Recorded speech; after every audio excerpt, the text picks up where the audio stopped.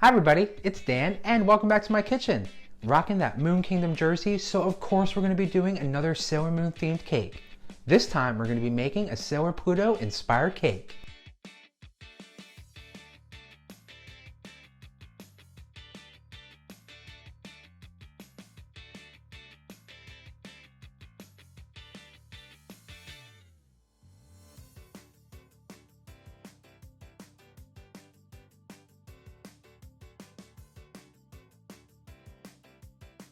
I'll be sure to throw a link to the recipe down below in the description, where I'll share all my tips and tricks so you can make your own Sailor Moon themed delicious dessert.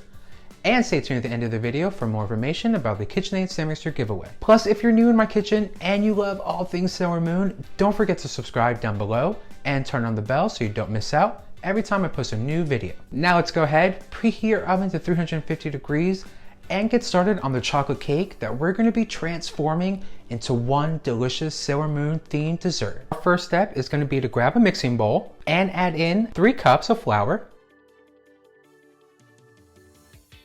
a half cup of cocoa powder, 1.5 teaspoons of baking powder, 1 tablespoon of baking soda, a teaspoon of salt, and 2 2/3 cups of white granulated sugar. Then we'll just go in with a hand whisk and really just whisk all these dry ingredients together until they are nice and combined. Once your dry ingredients are all whisked together, scoot those to the side, grab yourself another mixing bowl and begin adding in your wet ingredients. So first up, let's add in a half cup of sour cream, 1 cup buttermilk at room temperature, 3 large eggs at room temperature, 1.5 cups of fresh brewed coffee, 3/4 cup of vegetable oil,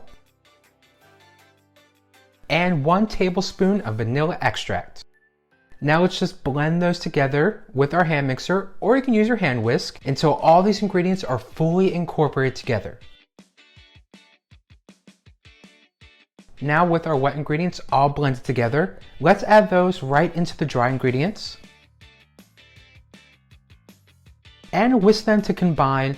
If you're using a hand mixer, mix these on a nice low speed. If you're using your hand whisk, don't go too crazy or too, gotta mix this up. Just a nice gentle whisk until your cake batter is just combined.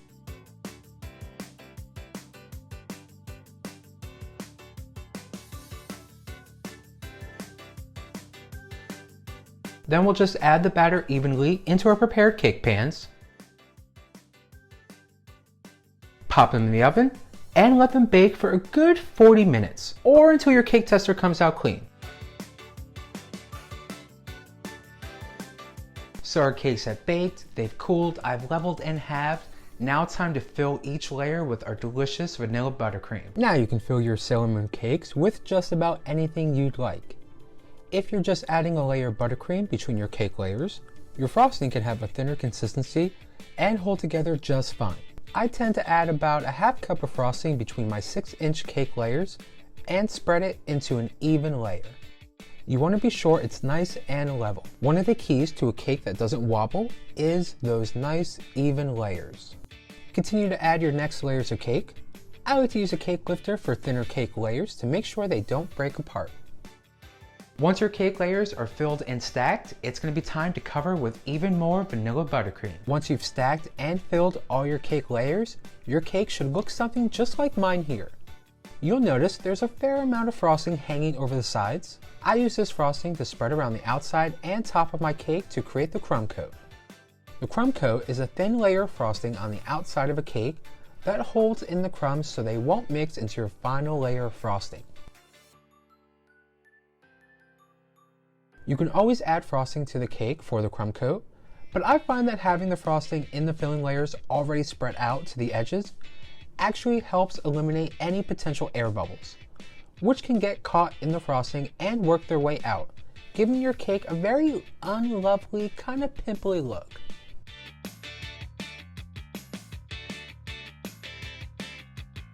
Once you have your crumb coat, you are ready to frost your cake. If needed though, you can always refrigerate your cake prior to frosting it. Once your cakes have been filled and stacked with that vanilla buttercream, you're ready to cover with even more delicious frosting. So to get started from here, you'll want your piping bag filled with buttercream. Starting from the bottom of your cake, pipe your buttercream around the edge, trying to keep even pressure on the bag so that the layer of frosting is even. You will have multiple layers of piped buttercream here, depending on the height of your cake. The top layer needs to stick above the edge of the cake though. This will be important later for smoothing the top edges corners of your cake. When you're done applying the icing to the sides of the cake, it's time to smooth it over. This is where the icing smoother comes in. Place it against the side of your cake. You want to hold it straight up and down, as straight as possible. Hold your icing smoother in the same place and use your other hand to turn the cake turntable. Continue to turn the turntable, scraping the icing off the smoother occasionally so that there isn't too much buildup. I clean off my smoother regularly, and when I scrape the excess buttercream off of it, I usually also wipe it with a paper towel so that there isn't anything left on there that will mess up the buttercream once I place it back on the side of the cake. To do the edges, you can use the icing smoother or an offset spatula. The spatula should be about a 45-degree angle. Pull the icing in towards the middle of the cake, making the corner level with the top of the cake. After your cake has chilled and set in the fridge for a quick 5 minutes, it's going to be time to start with some simple fondant decorations.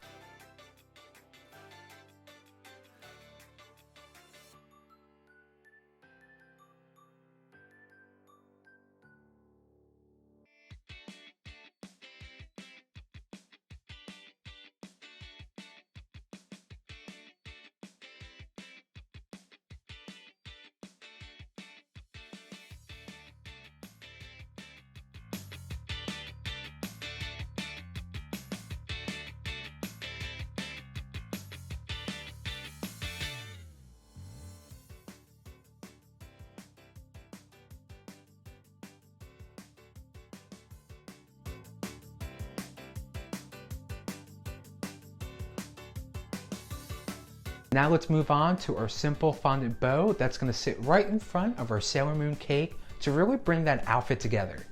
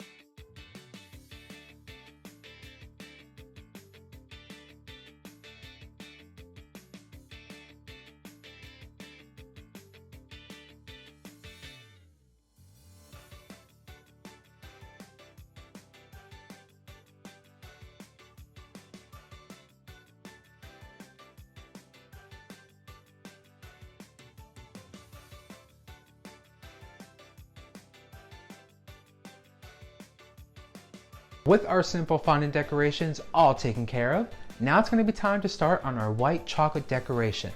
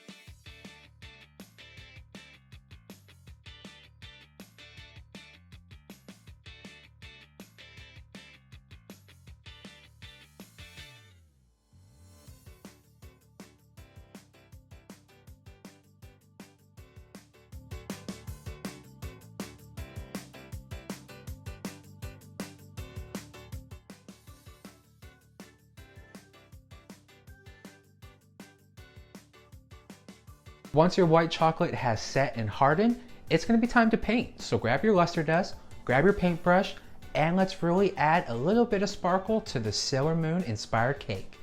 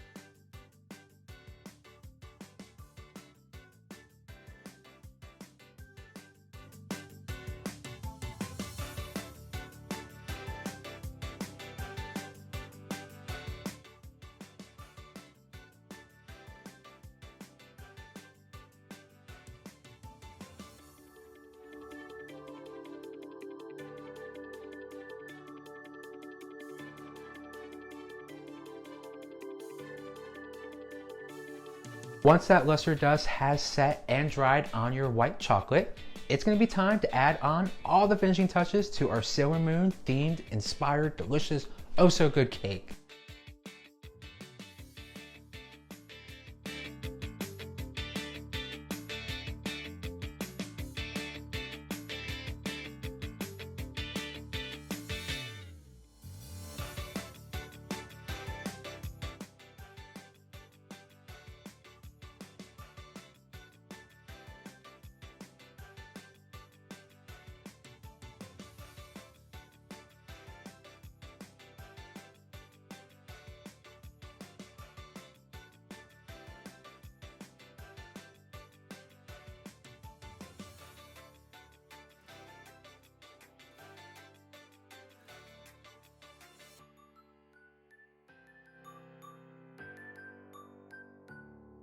Well, thank you all for stopping by. I had so much fun sharing my love for all things Sailor Moon and showing you how to make your own Sailor Moon inspired cake.